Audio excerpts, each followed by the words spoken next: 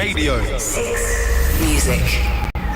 You are now entering a parallel universe. And wipe your feet on the way in. Marc Riley, BBC. Tight, I'm Marc Riley, whilst over there we've got Bob Hughes. Hello, mate. Hello, mate. How are you? All right, thanks, yeah. I mean, I did say to Michelle then I was going to say Stevie Wonder wrote Uptight about the time that Bo Diddley gave him a wedgie, but then I thought, it's a serious music bro. I mean, you can't do that kind of thing, can you? You don't call for it.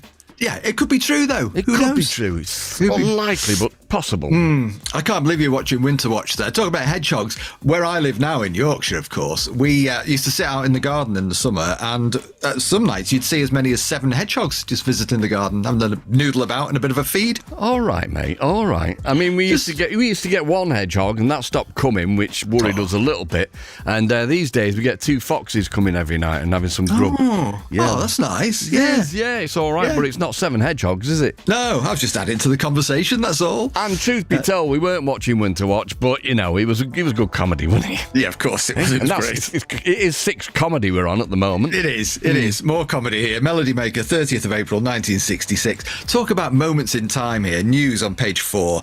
The Beatles' visit to Japan has now been finalised. They're going to open at Tokyo's Budokan on June the 30th, appearing for 3 successive nights at the venue, 2 shows a night, which has a capacity of 12,000. The Beatles spent the whole of last week in EMI's recording studios, cutting their new LP and working on their next single release, but neither record will be out until the end of May at the latest, says the Melody Maker. So this would be Revolver, they're in the middle of, and Paperback Writer as a single. I mean, heady times. One of the greatest pop songs ever, no doubt about it.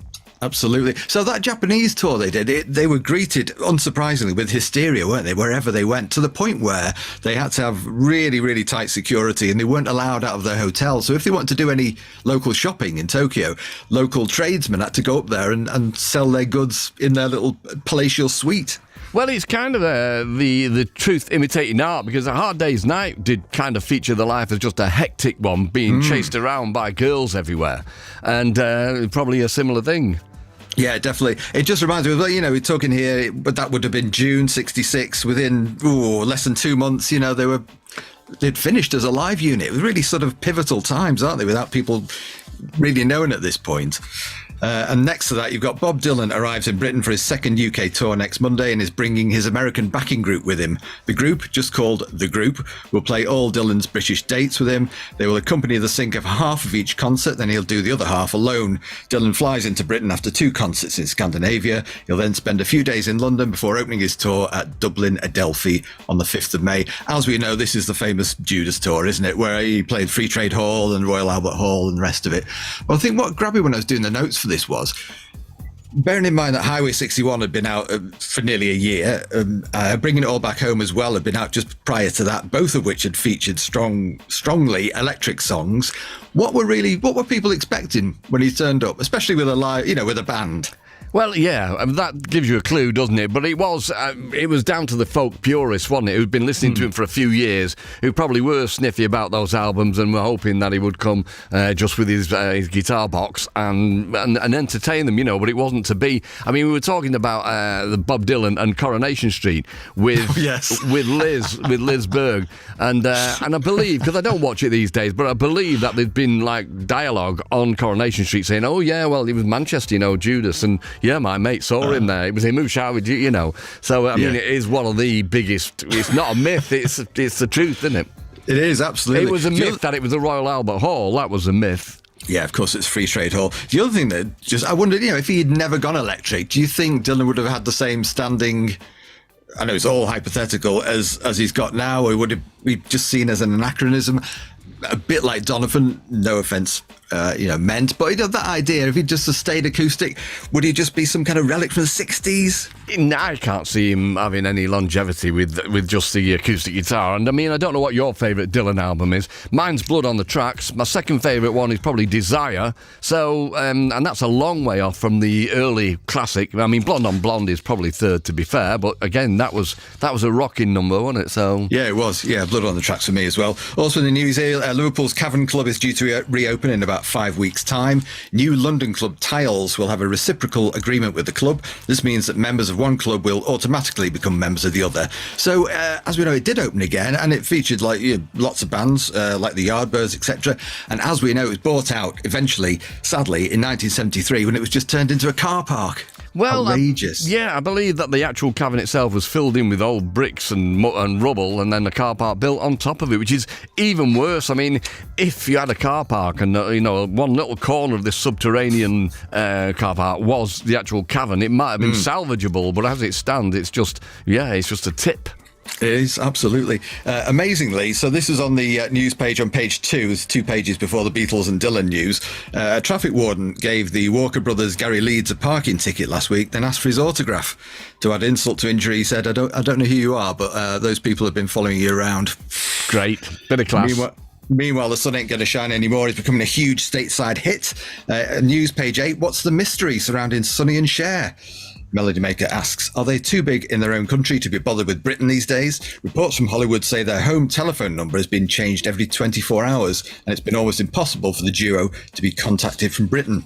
Larry Page, their British representative, tells Melody Maker, I don't know what's happening over there. I'm finding it impossible to contact them. I first spotted Sonny and Cher when I was in Hollywood with the Kinks, and I brought them to Britain. They were a hit here and went back to the States as English stars. At the time, they were getting as much for one appearance as the Beatles get. I signed a 1-year contract with them last August, but haven't been able to contact them since. I also run the Sonny and Cher fan club over here and can't even get any information for that.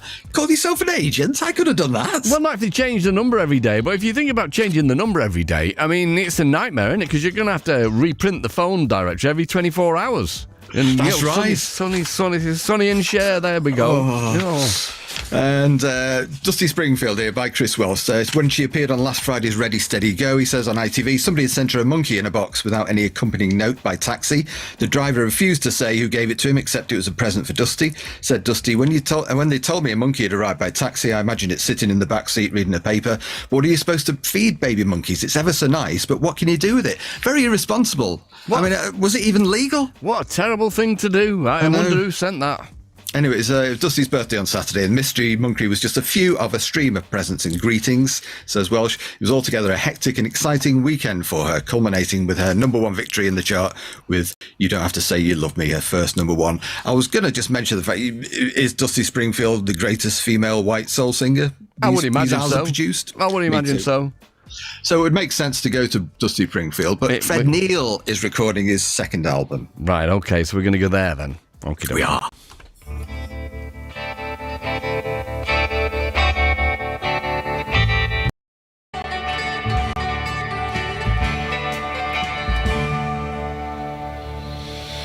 One of the great voices, you'd have to say, that is Fred Neil and the Dolphins. I'm Mark Riley in Salford, whilst over in Beverley we've got Bobby Hughes.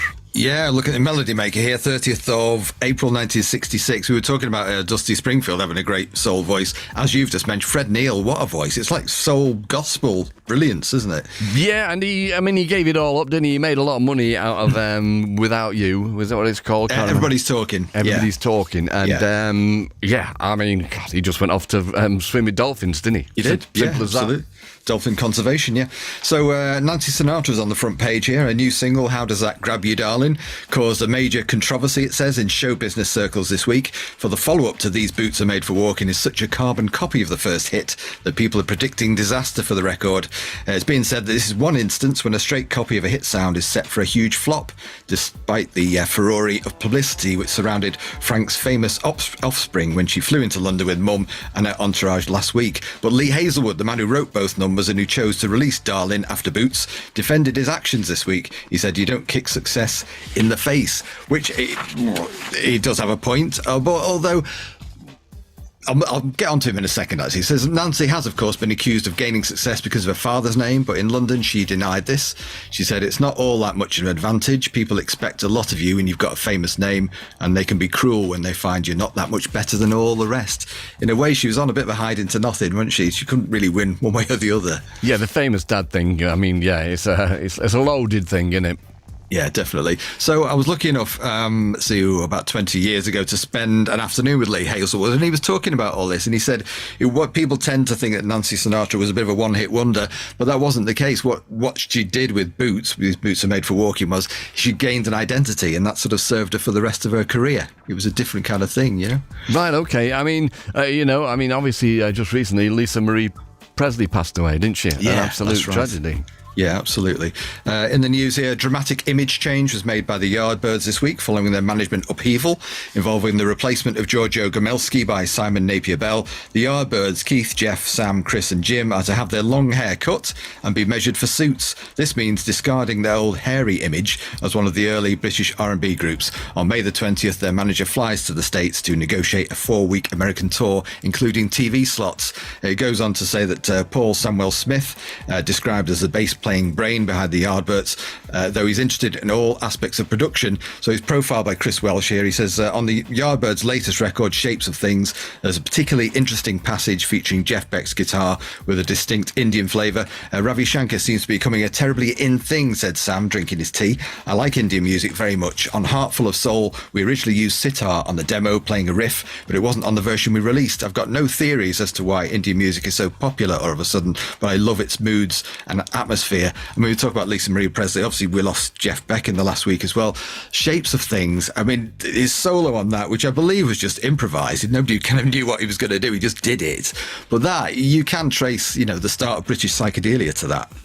Well, when Jeff Beck passed away, you always look and you can read between the lines. You didn't have to with Jeff Beck because I mentioned that Alice Cooper said, all right, Eric Clapton is a great blues guitarist. Jimmy Page is a great rock guitarist. Jeff Beck is a great guitarist. But then everybody said, but forget all that. He's just the loveliest man you can meet, So the tributes to him were really, really heart-rending, They were. Absolutely, and by all accounts, a really sensitive soul as well, wasn't he? By all accounts. A mate of mine was staying in a hotel in London, I don't know, maybe 10 years ago, and he heard this guitar playing through the night, and he was wondering what was happening. And the next day he got up and said to the receptionist, there's somebody playing guitar next to me all night. Who was that? She said, oh, that's Jeff Beck, he's on later. So he was just getting his chops up to speed kind of thing. How fantastic, brilliant. New singles, you got stuff by the Mindbenders, The Truth, Tony Jackson, The Byrds, 8 Miles High, Ragga Rock, based on Eastern musical forms, says the review, which sounds like The Who, gone haywire. Nevertheless, a very interesting, appealing record, but maybe a little bit trying on the ears of the masses. Oh, take that back. We mentioned Dusty Springfield, didn't we? Should we have a bit? I would have thought so. So you don't have to say you love me.